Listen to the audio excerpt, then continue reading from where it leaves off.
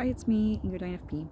We're standing in front of a gnarly looking tree because my usual place in the sun is not sunny at the moment. Um, it's quite cloudy outside, and I've taken out my spring coat, but I'm kind of freezing actually.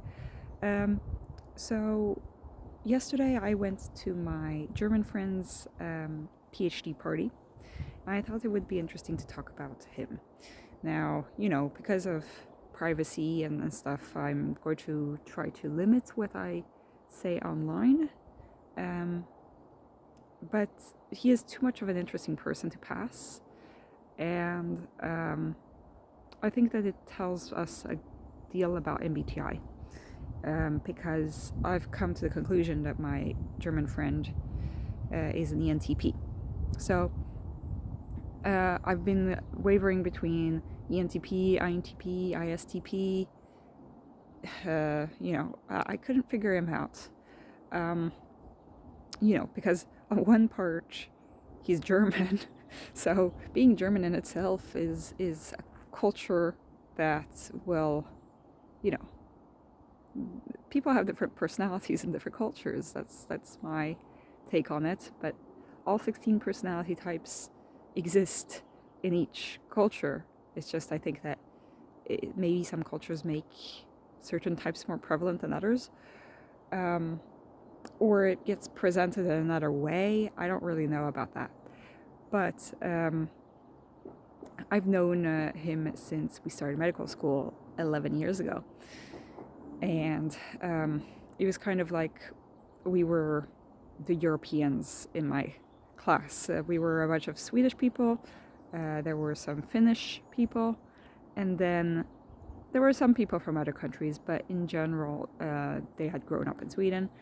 And then we had our row, which we called Europe, the Europe row, the European row. And it was me, because I lived in France. It was my ISFJ friend who had grown up in Italy. And it was my ENTP friend who had grown up in Germany. Now, my German friend actually moved to Sweden when he was a child. So he was basically Swedish, but he has a German accent when he speaks. He is very blunt, very honest person. He does his own thing. He lives his own life. Back when we were studying, he would always go on trips. He would go on spontaneous holidays, like whenever. All of his money was used on traveling, and he's seen so many places that I think that he's packed so much into his lifetime, and he's lived many lives, I feel, in the space of one life. And he wouldn't care about the teachers like saying to him, no, you can't go on holiday right now, we have a test in 2 weeks. He would just go. He would go on the trip. He would go to Croatia. He would go to Thailand. He would go. He's really interested in minerals and geology and stones, so especially opals. So he goes to the yearly Tux festival in the biggest geology fair in the world, apparently in Arizona. And so he goes there, and then he goes to this little one in this little town in France with just like a few thousand inhabitants. He will go to that fair. So he goes to these mineral fairs, these rock fairs. He's also really interested in debating, which is kind of an ENTP stereotypical trait. But I think that some ENTPs like just never grow up, and then they end up hurting people. Well, I think that my ENTP friend has learned to use his FE and like kind of soften the blow of certain things.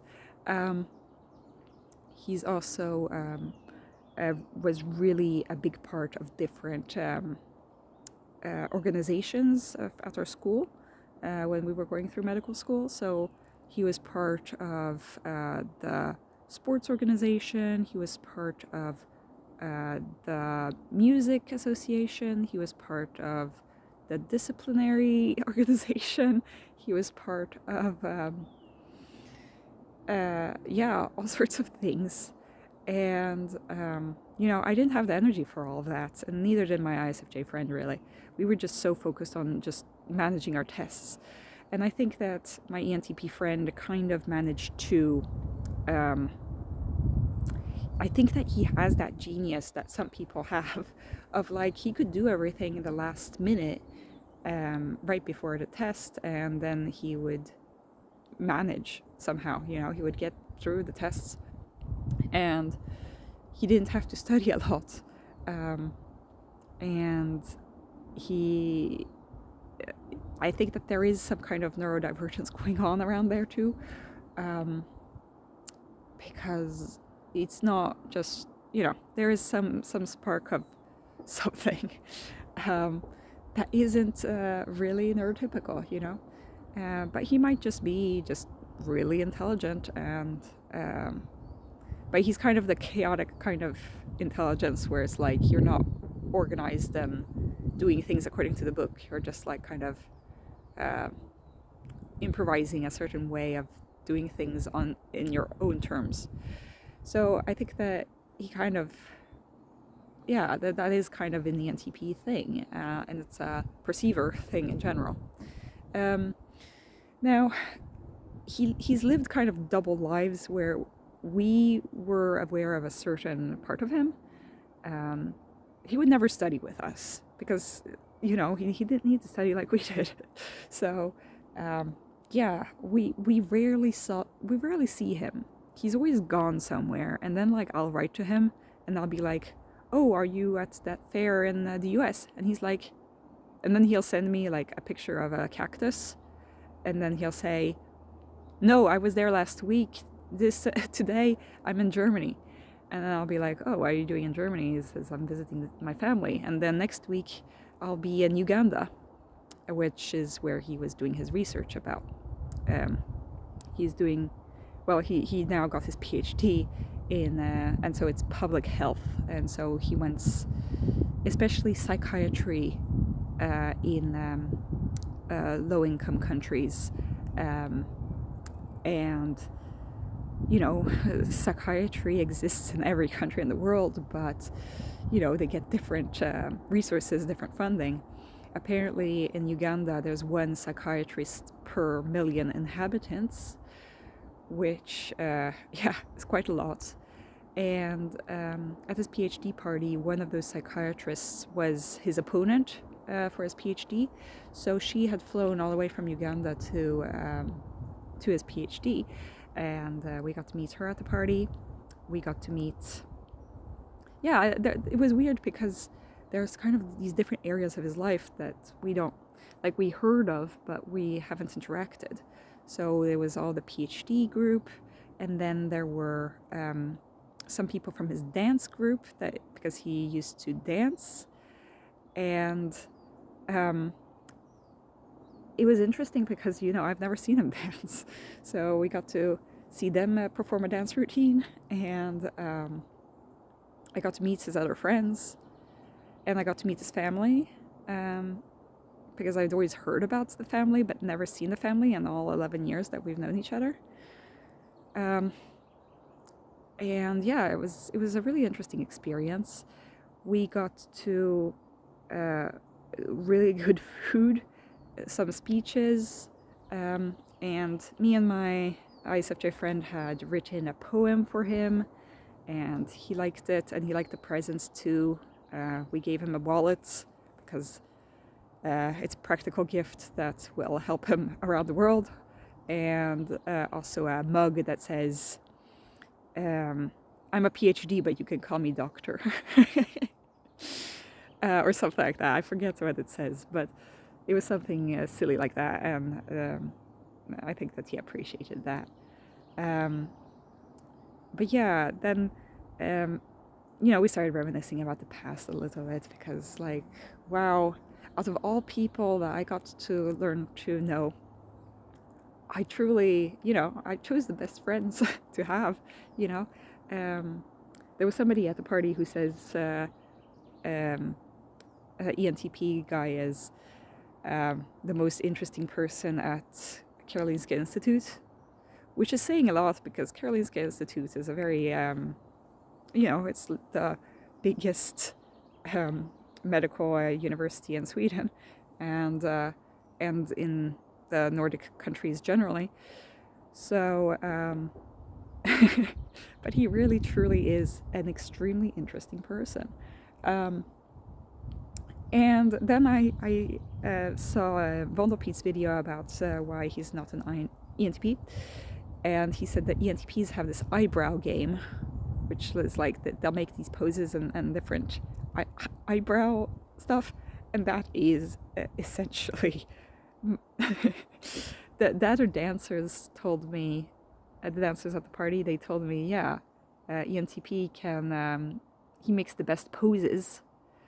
And it's kind of true because he can make these eyebrow movements that are so expressive. Yeah. And also, what's interesting is also how he met his now girlfriend, I guess. She's a girlfriend, but she lives on the other side of the world most of the time. So they have kind of a weird, on and off relationship. But she said that the way that they met is that her research is about abortions in low-income countries, and so that's how they met in the PhD group, and also with public health. She came to a table and started talking about how her research was pro-choice, and then my ENTP friend, who she didn't know, said that, like, deadpan, that he was pro-life, and she believed him at first, but he really isn't. And so he was just doing, like, playing devil's advocate, just like totally. He wanted to see her arguments. That was his take on it, is that he wanted to see her argue and see what kind of arguments she could come up with. And so that's why he was playing this game. And that's how they met. And it seems like he's met somebody who really likes to discuss philosophy and politics with, and they're very different in that she seems to be a more practical, down-to-earth person, but at the same time, both of them are kind of no nonsense. It's just that I think that he's a little bit more in his head theoretical and has 10,000 ideas. He has many plans in the future. He wants to continue with the research, but he also wants to do his residency in public health, and then maybe he wants to travel to South America, and work on. He wants to keep doing the Uganda stuff with mental health, but he also wants to work on ecological health in South America. He's just looking for some rich person to give him some funds. Since he's using all this money on traveling, it gets expensive after a while. But he has all sorts of plans, and it's just so exciting. It's so exciting to be friends with such a person. And it's like, there'll be periods where we haven't met for like a year, and then suddenly we will meet again, and it's like nothing has changed. And it's so refreshing. And I also figured out that our friend dynamic is actually pretty good MBTI-wise, in that, I'm an INFP, he's an ENTP, and my other friend is ISFJ. And now I kind of understand why ISFJ and ENTP get along. Because it's like, you wouldn't think that these two would get along. Because because they, you know, there's no letter in common, but that's because they're flipped, you know. So the TI and NE are things that my ISFJ friend can connect to, and they like to talk about kind of more, logical argument topics. My ENTP friend is maybe one of the only people who can make my ISFJ friend argue, which is quite funny, actually, because my ISFJ friend wants to keep the peace mostly, and not like go into these topics. But I think that they kind of play off well with each other, and I think that it's a complementary kind of relationship. I also find that, I just find myself so lucky to be friends with such a person. I've had bad experiences with ENTPs in the past because a lot of them don't take me seriously, and then I get my feelings hurt and that kind of thing.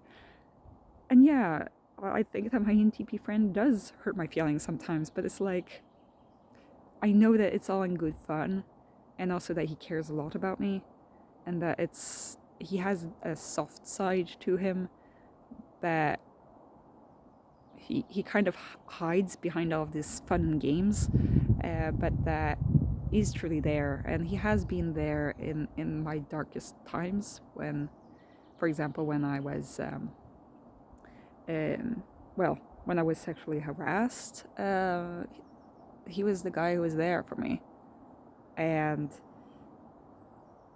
he didn't need me to explain. He was just like, okay, when do you want me there? Should I come to your house? That was kind of her, like the very practical, because he makes things seem so simple. The complicated things seem simple, and then the simple things seem complicated. And I think that is kind of the any chaos that I really enjoy. I really enjoy. And then it also forces me a little bit to get away from my FI melodrama and just like, get real with facts a little bit. Because facts don't care about your feelings. Is kind of a, stereotypical line, but it's kind of what ENTPs are about. And so that's all I wanted to say. I mean, I've talked quite a lot about this one person, but I'm just so proud of him for doing all this and following his own path instead of like doing whatever everybody else is telling him to do. I think very, very few people in the world that will actually do that. And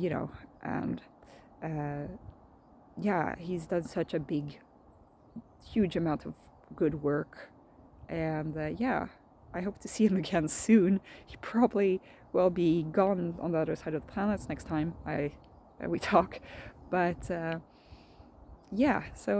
tell me what you guys think.